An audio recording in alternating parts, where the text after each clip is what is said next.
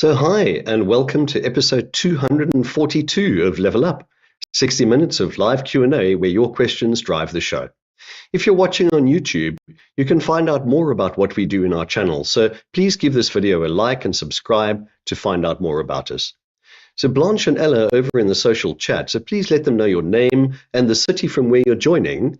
They will also post up a link for you to vote up the questions that you would most like answered, and of course for you to go and vote and add your own, of course. If your question is selected, your name will appear in the credits at the end of the show. So stay in, get your questions in early and see that happen.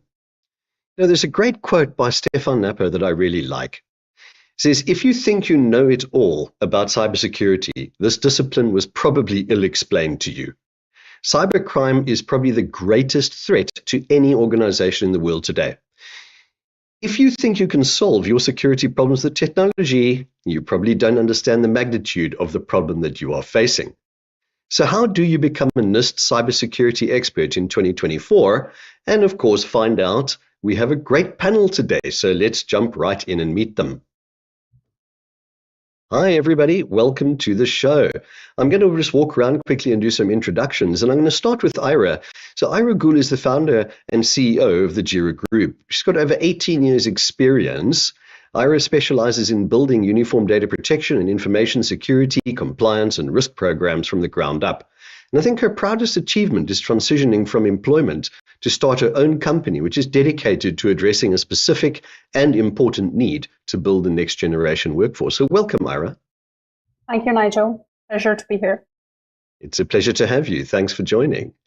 And our next guest is no stranger to Level Up, and that's Kristen Nova, and she's a cybersecurity staff consultant at Solutions³ LLC. She's also a recent graduate of the Fairleigh Dickinson University, where she received her bachelor's in computer science with a concentration in cybersecurity. She also represented her campus as the only student ambassador studying computer science and led as president of the FDU Association for Computing Machinery. Welcome back, Kristen. Nigel, I'm really happy to speak to fellow panelists and to bring some awareness to NIST. Fantastic. We are happy to have you here as well to do just that. And Mike Battistella. Mike is the president of Solutions³ LLC, and he likes to say that he wears a couple of different hats, and I know that feeling, Mike. His primary role is the president and CTO of the company, and it's an award-winning service management and cybersecurity consulting and training organization. It provides a full lifecycle IT management and cybersecurity solutions in the federal space and in commercial markets in North America. Mike's one of 3 strategic affiliates for the DVMS Institute, having global responsibilities along with a primary focus on U.S. government solutions. And welcome back, Mike. Great to have you on the show. Thanks, Nigel. Always glad to be here. Always learn from the panelists, and always enjoy just sharing, kind of our experiences and knowledge as we go forward with the audience. Fantastic. Thanks, Mike. And our final panelist for today is David Moskowitz, who's also no stranger to our Level Up live streams.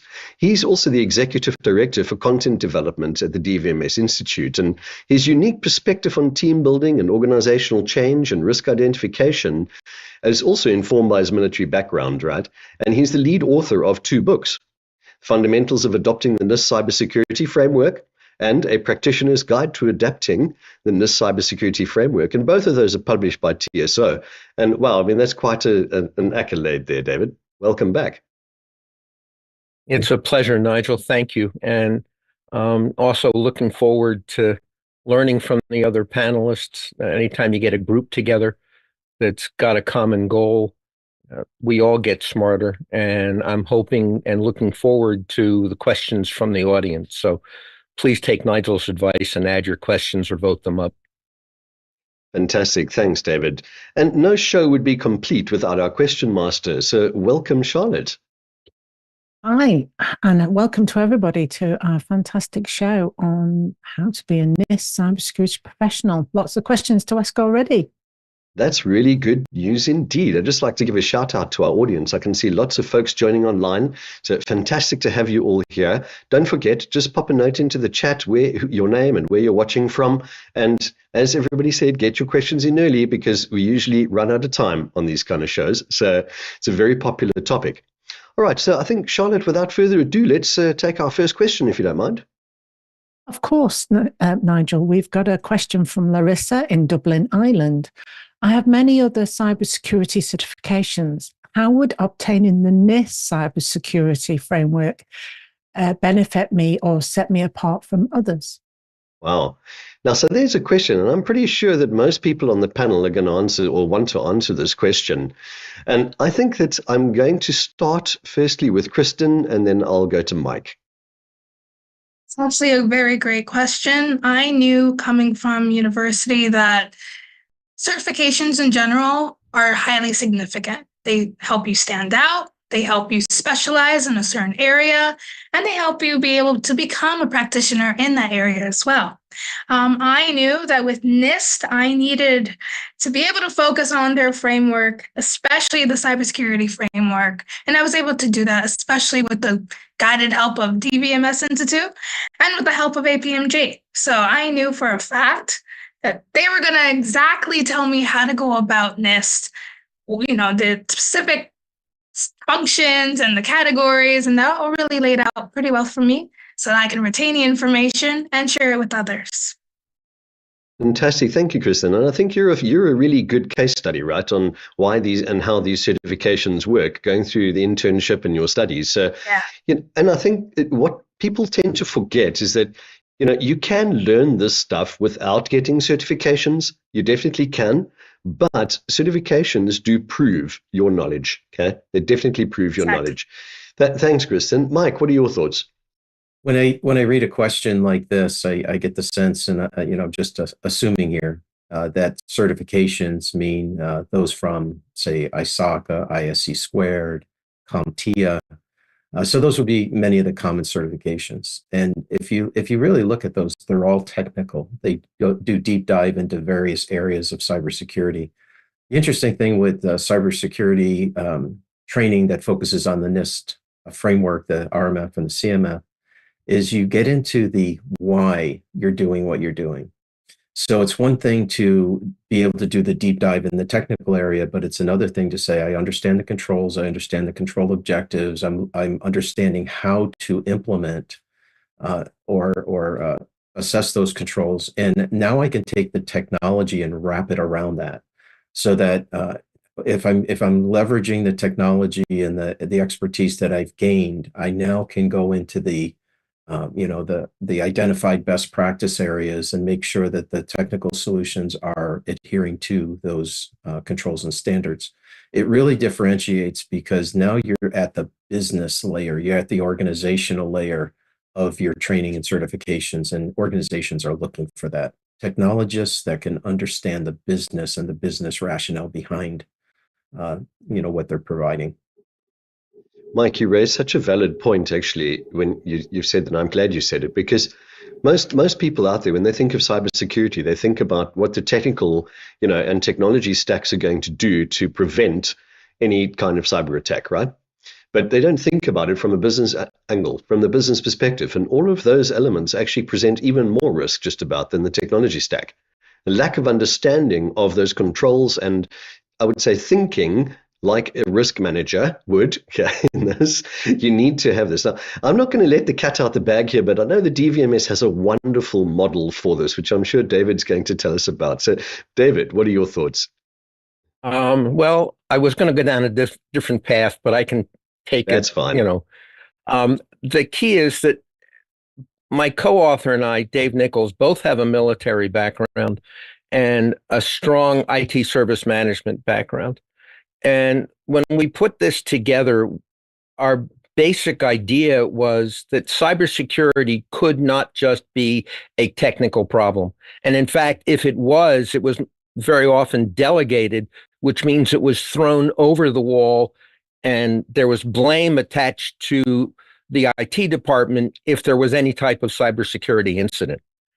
And while there are controls from various organizations that address aspects of cybersecurity. For example, there are cybersecurity controls that deal with incident management and with configuration management at a technical level. We said, no, stop for a minute, think, because you don't want to deal with cybersecurity controls and regular IT controls. You want to integrate the two so that you're expanding what you're doing and taking a risk-based approach to looking at how you deal with cybersecurity. But in order to do that, we had to view the organization differently, not as a business and IT as separate entities, but rather as combined going in the same direction. But that also meant that we had to look at the idea of strategy and risk, which in many organizations, if they're large enough, are separate.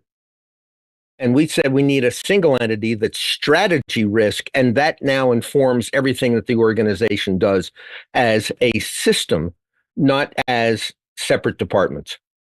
Makes sense, David. Thanks. So I think coming back to the original question here, certifications from the DVMS Institute really help you to understand and bring those elements together, both strategy and risk. Okay? Ira, I'd like to get your thoughts before we move on. Yeah, so I have a slightly differing thought in a way from being a professional who already has other certifications.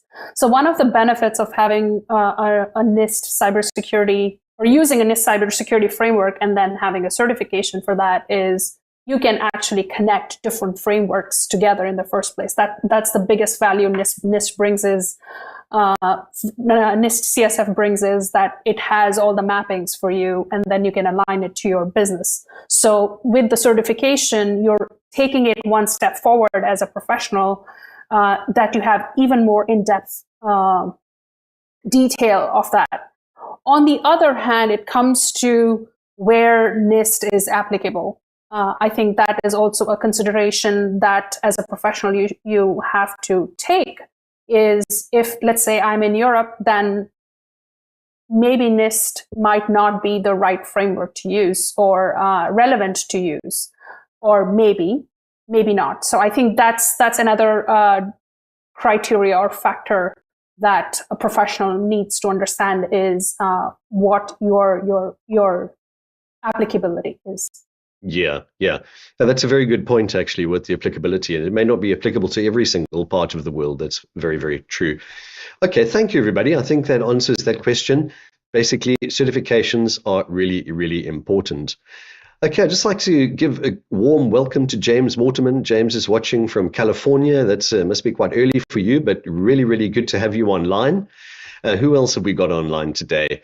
So we've got Battistella. Welcome back, my friend. Greetings from Poland, and he's here to scout about about cybersecurity. Battistella is a regular viewer of Level Up, and I think he's an expert in almost all these fields. So cybersecurity is probably very interesting for him as well.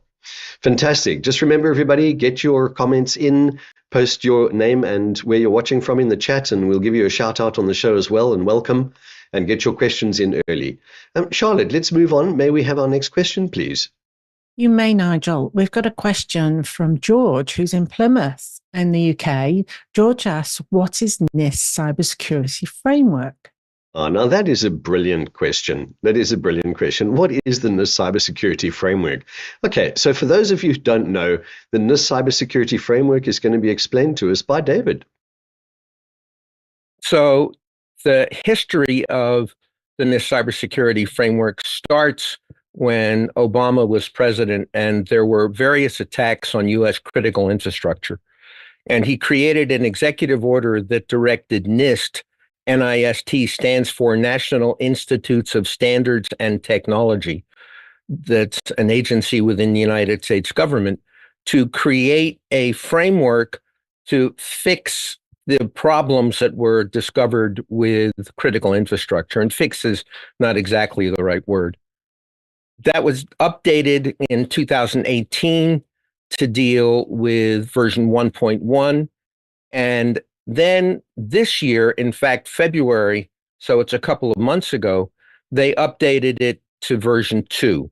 And one of the things they did in version 2 is change the name from the dealing with critical infrastructure to just the NIST cybersecurity framework. And they said that it's applicable to all organizations, for-profit, not-for-profit, academia, military, etc. But they also said that their feedback from the previous versions indicated that the framework was used not just in the United States, but all over the world. So that version 2 addresses some of the shortcomings and says, hey, cybersecurity isn't just for critical infrastructure, it's for everybody. And they've also taken the references that Ira talked about and taken them online, taken them online so that they can be maintained. Because one of the problems with the previous version was that the cross-reference mapping or mapping to the informative cybersecurity references were, if you will, hard-coded in the document. So if another agency updated their informative reference, their controls, the document was now behind. So they've taken that and moved that online so that the framework has been slimmed down. It's a little more than half the size that it was, but all the other stuff is supplemental and online, making it much more applicable for other organizations and also around the world, because there are some people that are dealing with translations as well. So Sure. that there's a lot of uptake on it. Excellent. David, thanks for that explanation. I think, Ira, you'd like to add something to this. Touching on the point where David said that some things were added which were missing in the previous framework. So like one of the examples here is the supply chain aspect, which is very critical threat at the moment across the world. That got added in the newer framework as well significantly. But at the same time, when it comes to the framework itself, NIST in general, when you look at the controls, it's not new. Everything, all the controls that were there already exist in 853 special publication. And NIST Cyber Security Framework is important because it actually put an organization structure to it, like how do you identify, protect, detect, respond, and recover aspects to it. Very similar to what we already know that ISO standard has to certain aspects. So I think that is quite important with the cybersecurity framework to know is a lot of it is not new. It already existed in all the other NIST publications. It is putting a structure to it so that it is more adaptable to the organizations outside federal institutions. Fantastic. Thanks for adding that. And George, I hope that answers your question. It should give you a good insight into what the NIST Cybersecurity Framework is all about. All right. Charlotte, I think we'll move on, if you don't mind, and take our next question. Thanks, Nigel. We've got a couple of questions that relate to this question that Boleslaw, who's watching live, has just submitted. How does NIST differ from CompTia Security? Interesting. How does NIST differ from the CompTia Security? So there are a lot of differences between the NIST and CompTia Security. Mike, let's start off with you. Sure.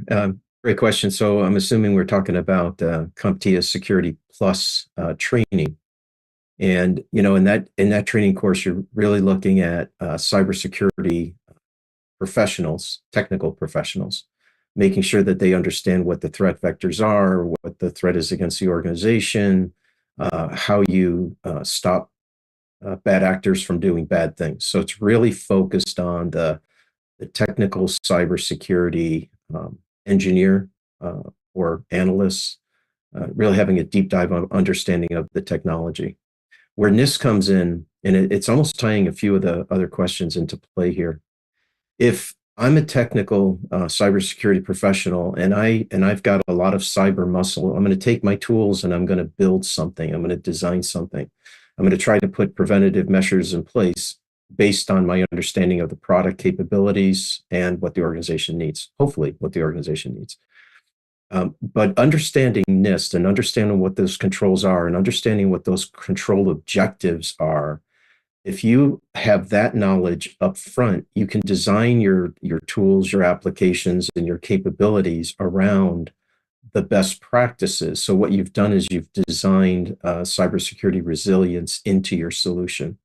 So one is focusing on deep dive technical, and the other is higher level preventative designing with cybersecurity in mind in advance. So it's a nice combination. We never would suggest not having the technical chops, but having the higher level understanding of how to apply those technical chops is really a nice combination. Fantastic. Excellent. Thank you. David, briefly, what are your thoughts? It's very simple. NIST is a government agency, and CompTia basically is commercial. So that everything that NIST does is available throughout the world.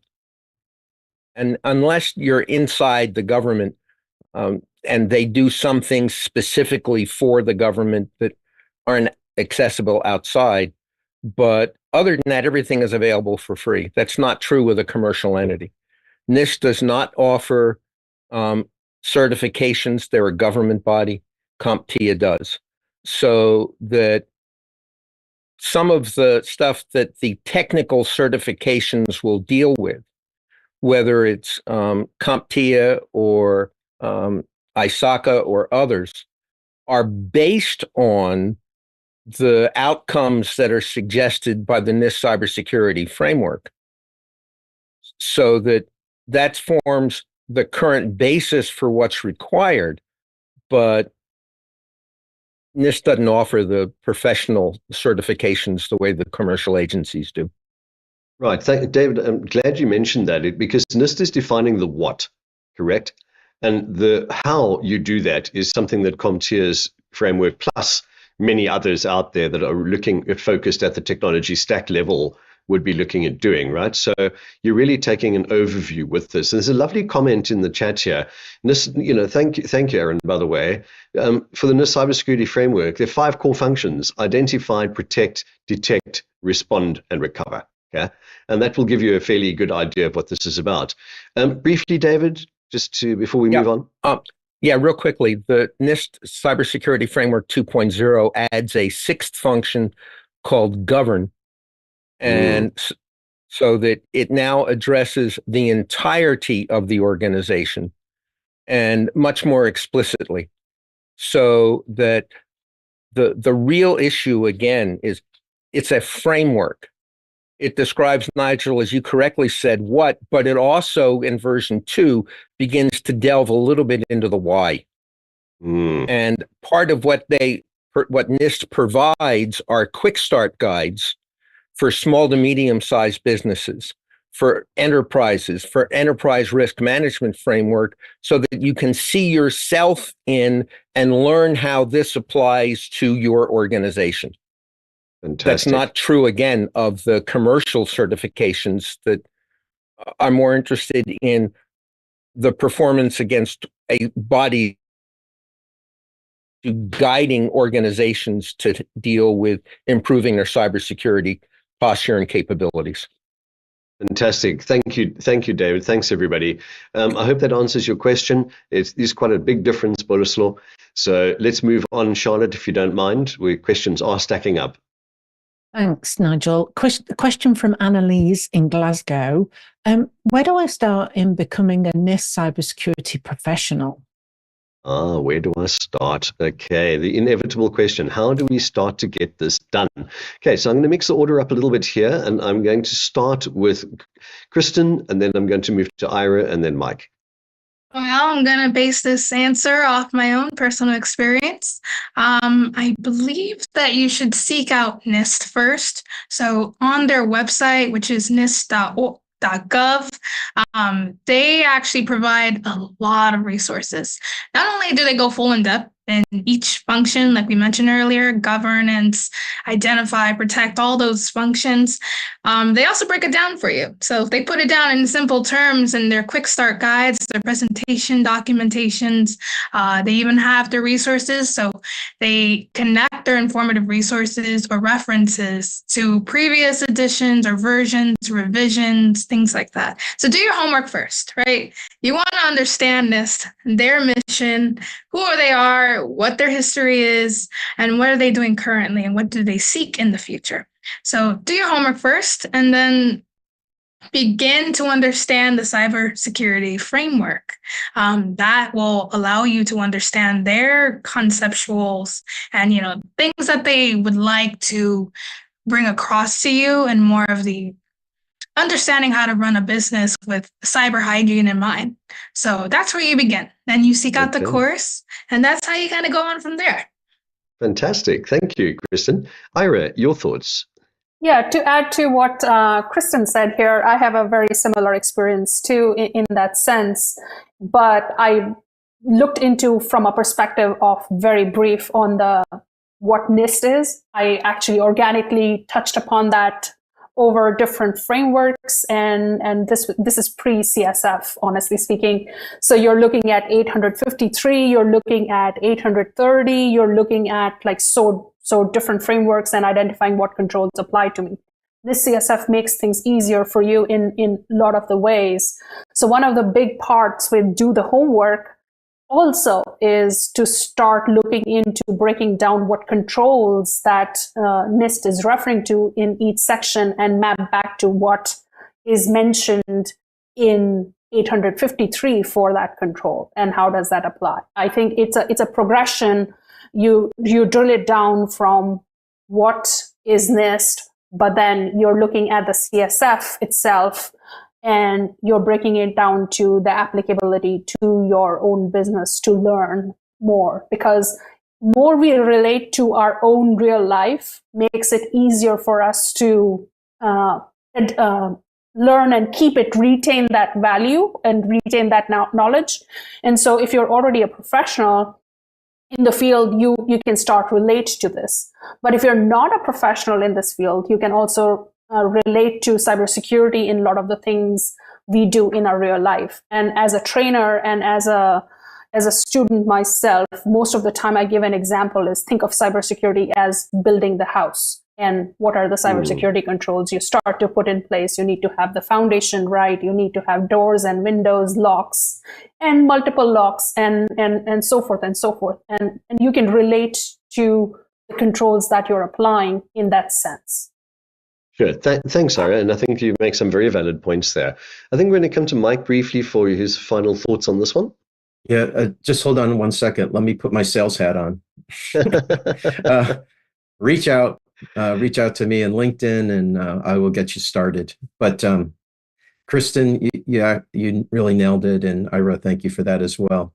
The bottom line is there's a lot of resources out there. There's a lot of free resources, both on the NIST website and YouTube, all different areas. So gain as much as you can, but you're going to learn about what the controls are and why they're important, and that's kind of where they stop. Go into the DVMS Institute. That's where you learn how to operationalize them, how to measure the performance, how to improve. It's really that combination that's going to raise it up quite a bit for you. Excellent. And Connor's showing our TD is showing a little QR code. You can put it back on if you don't mind. That will give you a link to the NIST Cybersecurity Framework site, and you can go and take a look there. There's a lot of information there, about the NIST Cybersecurity Framework. Just scan the QR code and it'll take you straight there. And, another place I would say you're going to get quite a bit of information is actually here on Level Up. So don't forget about us as a resource. We watch the NIST cybersecurity shows. We have a number of them, and they do provide you with quite a bit of extra information. And don't forget about education. Okay? Have a chat to the folks on this call. Connect with them on LinkedIn, as Mike offered. He can definitely help you get started with that and give you a route and a path on how to get started with it, educated, and of course certified at the end of the day. All right, many thanks. So let's, I think, move on, Charlotte, if you don't mind. Thanks, Nigel. We've got a live question from one of our YouTube viewers, Shannon Conley. Should educational institutions put more emphasis on NIST CSF and RMF and 853, etc., to prepare students for a more holistic view of the cybersecurity field? And I think we could do with some acronyms, explanations in that as Yes, well, please. Well, we have a panel of experts, and everybody has their hand up to answer this one. And well, you know what? I'll reserve my comments for the end. I think we're going to mix the order up again. We're going to go for Ira, and then David, and then Mike, and then Kristen. Thank you, Nigel. And thank you, Shannon, for asking this great question. So just for clarity purposes, CSF is Cybersecurity Framework, which is what we are talking about today. But RMF is Risk Management Framework that NIST has put together in a format of, I would say, more risk management or enterprise risk management as opposed to managing risk or assessing risk, which is what 830 does. So if you relate to NIST CSF and 853 together, those are related. And then you have RMF and 830, those are related. That's how you bucket the two parts of the same thing together. And as David answered in the previous question about managing risks and using risk as a function to measure cybersecurity or implement cybersecurity controls, that's a big part of business structure that we do today, and not many frameworks touch upon risk, but the emphasis is becoming more and more. So I do agree that educational institutions should add more of the information on NIST CSF and RMF and the related standards or related other controls to it, documentation with it, to highlight. But it doesn't take away from the fact that if the education institutions are already including ISO 27001 or COBIT or others, they are also risk-based frameworks. In Europe, you have NISA has come up with a risk management framework as well for EU and EU member states and EU institutions. So there is a relevance there, and there is also a relation there, but there is also a difference in all of those standards and frameworks, and it is important to understand what that is. Thanks, Ira. That's really great. David, briefly, what are your thoughts? You're muted, David. We can't hear you. How about now? Yeah, that's fine. I'm surprised. I didn't do anything. Never mind. The NIST CSF, the Cybersecurity Framework, is for any organization, and they state as much in the publication. The risk management framework addresses organizations and the way that organizations deal with risk. And I would say that those two publications are probably something that should be included in educational curriculum. However, 853 was originally written and still primarily deals with those organizations that handle classified documents for the US government. So it is, if you will, it's the 820-ton gorilla in the room in terms of the depth and breadth of the controls that it provides. There are other publications, 800-171, that addresses confidential, unclassified information. So for educational institutions, I think they need to break up their program and deal with introductions to cybersecurity and risk, and then at some level look at which sets of controls deal with what types of audiences, which means another place that the educational institutions ought to look at to begin to build their curriculum is the quick start guides that NIST has provided, because that deals with, how do I put this? It deals with different types of organizations. And part of what's included in the NIST CSF are what's known as tiers, which range from I'm not doing anything to I can prove exactly what I'm doing in 4 tiers. And those inform profiles that deal with the difference between current state and desired state for the organization. Okay. So that when you look at it from that perspective, the educational institutions really need to look at who their audience is and structure programs not based on a control set, but on an audience. Yeah. Thanks, David. Appreciate it. Mike, what are your thoughts? Yeah, Shannon hit something that's very near and dear to my heart. So I'm dealing with a number of universities in their cybersecurity program, and the majority of them that I'm dealing with are lacking. As I bring on interns, I often ask that question, tell me what you know about the NIST cybersecurity framework, and I get some very interesting answers. I think they're beginning to recognize, the institutions are beginning to recognize that we've got to put our students out there with an understanding of what it is, so that they understand how to do their job. You've got an interesting thing happening in the industry. I keep hearing, and I know all of the panelists do as well, there are thousands and thousands and thousands of open cybersecurity positions, and we don't have the resources to fill them. I have a question. There are thousands and thousands and thousands of layoffs happening in the IT and cybersecurity industry. If there are well over 300,000 open positions, I believe just in the US, why are we having all of these layoffs, and why do I have cybersecurity students graduating with master's degrees that can't find jobs? So there's a lot of technical positions that are being filled with technical resources, but when you really look at the key areas where, and this is my opinion, this isn't research or, I've got reports that I can back it up. This is just my opinion. That we are putting our resources out there, our students out there, without an understanding of what's happening at the higher level of cybersecurity, being governance, risk management, and compliance.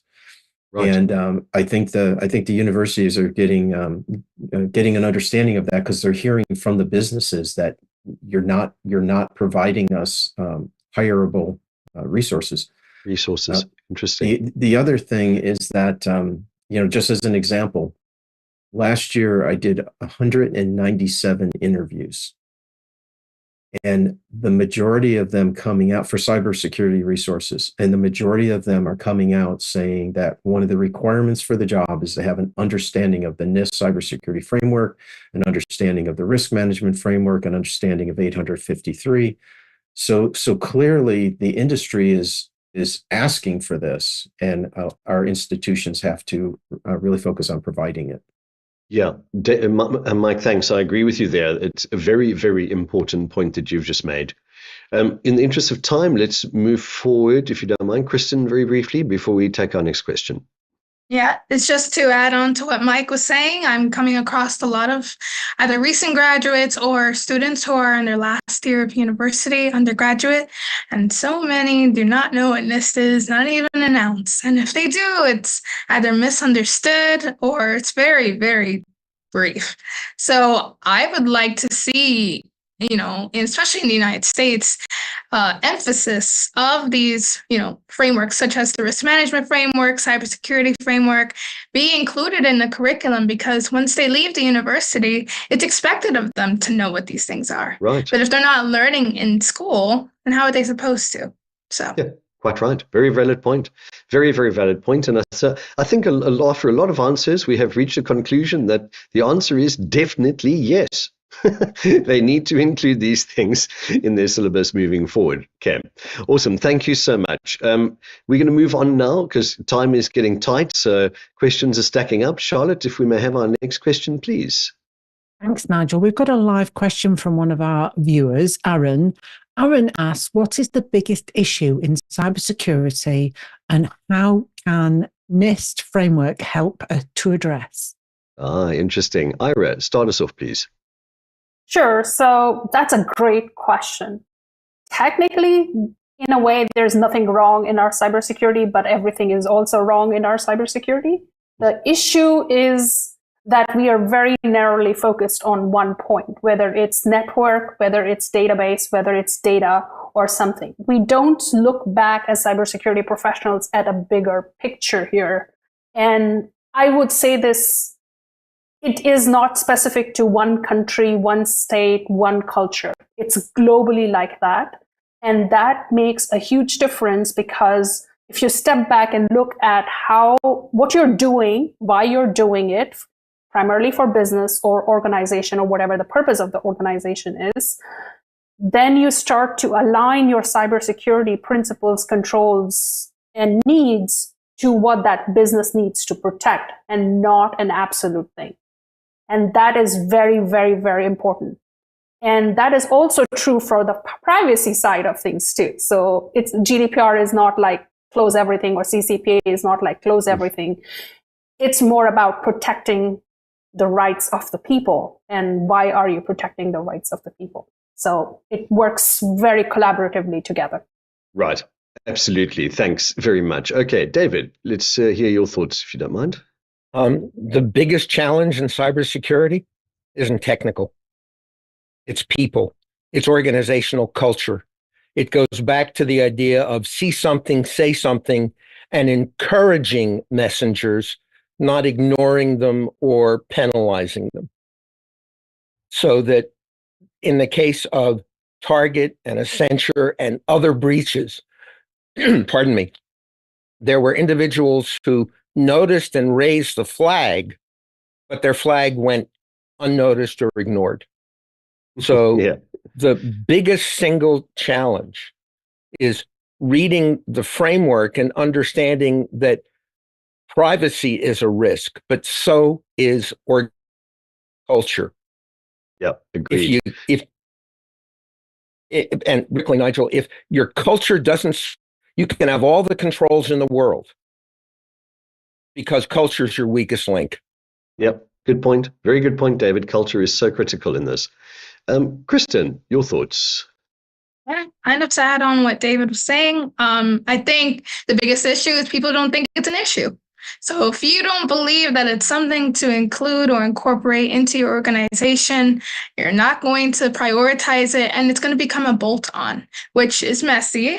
There's always lack of communication, and it becomes disastrous that way. So have to acknowledge it first.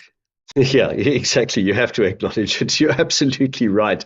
And I think I mentioned this in my introduction, actually, that many organizations do look at cybersecurity as a bolt-on. Okay, it's something that they don't necessarily believe is critical or strategic in their, way forward. So what do? They think, well, this is actually just a technical exercise, so I'm going to throw in a couple of, cybersecurity experts. These are the folks that know how to block some ports on a Cisco router, and implement a couple of firewalls, and we are as secure as we could ever be and don't need anything else. Okay. Interestingly, these are also the same companies that need to then hire lawyers and PR specialists to deal with the data breaches, and of course the share prices that have plummeted through the floor once they've been hacked and so on, right? So the message is very, very clear. The biggest threat to cybersecurity, is the organizational structure and not taking cybersecurity seriously, guys. It needs to be baked in from your organization, from a strategic level, governance, all the way through the board. Okay? Only then will you have a good chance at remaining safe. And I say good chance. You're not necessarily going to be completely safe, but you will have a better chance at it. And NIST helps by doing the many, many things, looking at it from an overall perspective. That overarching umbrella framework tells you what it is that you need to have a look at. The controls will define all of those things that you probably should be doing, and also the governance element of it, which David mentioned earlier. So please don't forget about any of that. All right, we have time is running short, so we probably only have time for one or two more questions. So Charlotte, let's take our next question, if you don't mind. Thanks, Nigel. We've got a question from Mike B. And Mike asks, what would you say are the key competencies that I would need to be proficient at to become a NIST cybersecurity professional? What are the key competencies? Now, who would like to go on this one? The key competencies. So I think I'm going to pick on David first, if you don't mind. Key competencies. The ability to listen, the ability to learn, because cybersecurity is a rapidly changing field. The problem is the bad guys only have to be right once and right all the time. And it goes back to something that I said earlier in response to the previous question about culture. The bad guys are learning. They're agile. They try something. If it works, fine. If not, they go on to the next thing very quickly. It's something that Mark Zuckerberg talked about, that Steve Jobs talked about. Fail fast, move on. It's the whole idea of agile development. Organizations need to become more agile. They need to become more resilient. And that starts with people. So that understanding people's skills, developing the ability to listen, taking responsibility to learn for yourself and then contribute to a team. So there's individual mastery that contributes to team mastery from a learning perspective. And notice none of these have anything to do with specific controls or technology. It's all about making the organization smarter, because it's that smarter organization that can respond more quickly, and you get cyber security, you get cyber resilience as a byproduct of learning and focusing on organizational risk and culture. And that starts at the top. Yeah, it does, David. Thank you very much. Okay, Mike, briefly before we hear from Kristen. Yes, let me take a different angle here and say what you don't have to be, or what skills you don't have to have. You don't have to be a deep dive cyber expert.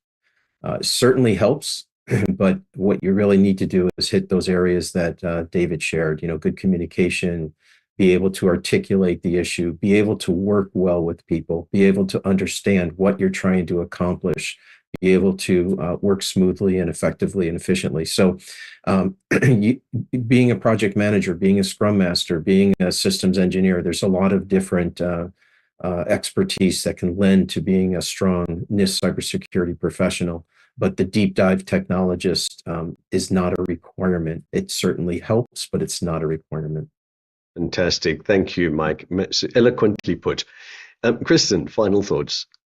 Yeah, I kind of want to add on to what David was saying about how you need to be open-minded to change. And a lot of the time, companies do not want to acknowledge their company culture and where they lack in terms of communication and open-mindedness to learn more and to adapt to better frameworks and ways of being. It's also have to do with just acknowledging for your own company, where do you lack, and not just acknowledging it, but actually doing an action towards it, not just putting it out there, but how can we remediate, basically. Right, exactly. How can you remediate? That's such a good way of putting that as well. Very, very good points. And fantastic answers, panel. Thank you so much. I hope that answers your question. Okay, I think time is against us, so we probably need to take our final question for today. So, Charlotte, may we have our last question? Thanks, Nigel. Our last question is from Annalise in Glasgow. Why would the panel recommend in becoming a NIST cybersecurity professional? Interesting question. Okay. I'd like to get some thoughts from most people on this. So I think this is a really interesting question. So, Mike, we're going to start off with you, if you don't mind. So there's so many areas of cybersecurity. But if you're the individual that wants to have an impact on the organization, be it your own or others, being involved in the NIST cybersecurity framework, or more importantly, the areas of governance, risk management, and compliance, you're really impacting the organization as a whole, how they do cybersecurity, how they organizationally structure. Being a NIST cybersecurity professional would open up doors of opportunity that are probably beyond your expectations. And it would also have you really working with the highest levels in the organization. I often say to my interns, we as technical professionals need to be able to speak business, because this business is not going to speak geek. So, if you want to play at that level, it's a great area to be in. Fantastic. Thank you very much, Mike. Kristen, I'm going to come to you next. Again, I'd like to think that NIST applies all across the board, right? So we're talking about private sector, public sector, critical infrastructure, small businesses. And if you think about it, sometimes there are businesses that don't even acknowledge cybersecurity. The cupcake business, they may not even think that they have cybersecurity to be considered. But if you're running your operation online, you're automatically a threat. So, or you're automatically targeted is what I mean to say. And if you can, seek out the information yourself through NIST and understand cybersecurity as more of a people process technology thing, then you'll be able to maintain your business without, not knowing what to do or, things like that. You're right. And I think the people element of it is often overlooked, right? A lot of people go in for technology, seems to be their primary defense. Some people do look at some processes, but less of it than technology. And often people is the element that is just missed altogether. Okay, very little of it. Thanks, Kristen. David, your final thoughts on this, please. I want to sort of expand on what Mike and Kristen said, that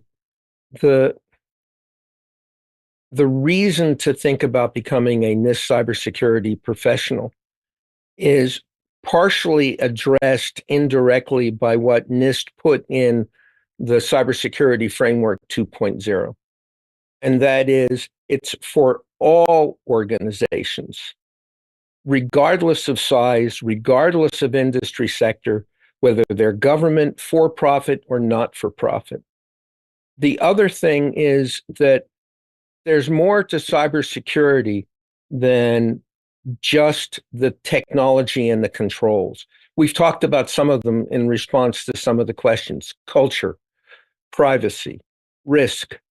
And all of these are addressed in the program that we put together at the Institute. And it's driven by a very, very simple sentence. If it has value to you, no matter how small, it has value to them. And the them are the bad actors. And you may think that the only things that are valuable to you are the stuff that constitutes your organizational secret sauce. Let me tell you about a hack that was reported by the FBI. A set of threat actors located in Russia hacked a resume site. They then looked at where those people were hired. They had their resumes. They knew where they were hired because the sites posted that information because they were proud of the new hire. And the threat actors attacked the new individual before they'd gone to onboarding and successfully instituted ransomware attacks. Now think about the creativity of that type of bad actor. All right. And the reason that that's an issue, the companies thought that it was important to let people know that they just hired individual X. It didn't seem like it had much value. But because the bad actors had the resumes, they knew something about the background. They knew how to personalize a phishing attack. The individuals hadn't yet been onboarded. They knew the pattern of email addresses, and that led to an increased level of success. Yeah. Thanks, David. That is actually a very interesting example for sure. I think in the interest of time, Ira, we're going to just hear from you last and then move to closing remarks. Yeah, thank you, Nigel. And thank you, David, Mike, and Kristen for the amazing response. So I will just try to connect and summarize this together. I say this as walk the talk, and it starts from the top. And if I am a cybersecurity professional who is influencing that top, then I have to walk my own talk. And NIST Cyber Security Professional, that framework gives you the capability, the knowledge, the information, the community, so to speak, to build that influence that you can have on an organization that you're working for. Fantastic, Ira. Thank you so much. I really appreciate it. Okay, everybody. So we time for us to close off for the show for today. So, I mean, first and foremost, I'd like to walk around the panel and just thank our producers for the excellent questions today. Fantastic job. Watch out for your name in the credits, by the way, just as a reminder. So let me begin with you, David. What were your feelings on today's show? First of all, I want to thank the audience for their questions. Several of them were quite thought-provoking. The key thing to understand, at least from my perspective, the NIST addresses a framework, the NIST Cyber Security framework. It's in the name. It describes what and why, but we can't ignore the idea of culture. And I'd like to pick up on something that Ira said. In his book, Satya Nadella, who's the CEO of Microsoft, the book titled Hit Refresh, says that he recognized that when the Microsoft board of directors selected him to be the next CEO, that his real job was to be the curator of culture at Microsoft, so that the 100,000 plus minds could deal with improving their creativity. But that's also true of cybersecurity. The whole idea of risk, if the organization is big enough to have a board, cybersecurity risk is a board level responsibility because it's a subset of organizational risk, and it all cascades from the top. Thanks, David. Kristen, your final comments. You're really interested to hear these thought-provoking questions and answers. Actually has me thinking now, like, wow, it's actually something to consider. It's also great to hear from you, Gira, for the first time. Also, you really brought up some really cool things to think about, like walk the talk. So I'm going to go and take some research on that too. Thanks, Kristen. Mike, your final thoughts. Sure. Nigel, thanks again for having me on. I always enjoy it. One of the questions that stood out to me was the, what the biggest issue is. And what I find is that, you have so many organizations that have successfully passed their audit and they're still being breached. I think additionally, one of the most important things is, what are you doing after the audit? And not to be too self-promoting, but that's where the DVMS Institute and their training comes in. It's putting in and operationalizing those controls so that you can measure how they're doing and you can continually improve, bringing that idea of continual improvement. If I can always do better today than I did yesterday, I think we have a much more secure and resilient infrastructure. So I encourage the listeners to look into it, no matter what role that you're in. If you're playing a role that's supporting the organization, look to get involved and look to incorporate a lot of this into the day-to-day operations of the organization. Fantastic. Thank you very much, Mike. And Ira, final thoughts for today? So thank you so much, first of all, everyone here, including the audience. Amazing questions. My biggest aspect here from a cybersecurity professional and data protection professional is that we need to have a voice. We are the influencers, and we can't sit and agree to what our board members are saying just because they are the board members and our employers. We need to make sure that we are not supporting them to shoot themselves in the foot and actually protecting that. And that's the key aspect. And that's the key takeaway I would like for everyone, including the audience, to go with. Fantastic. Thank you very much, Ira. And there's a great comment just before I come to Charlotte, being displayed on screen. Reason to recommend becoming a NIST cybersecurity professional is to better understand and, of course, manage and prevent cybersecurity risks. So I think there's very valid points there. Charlotte, what were your thoughts on the show?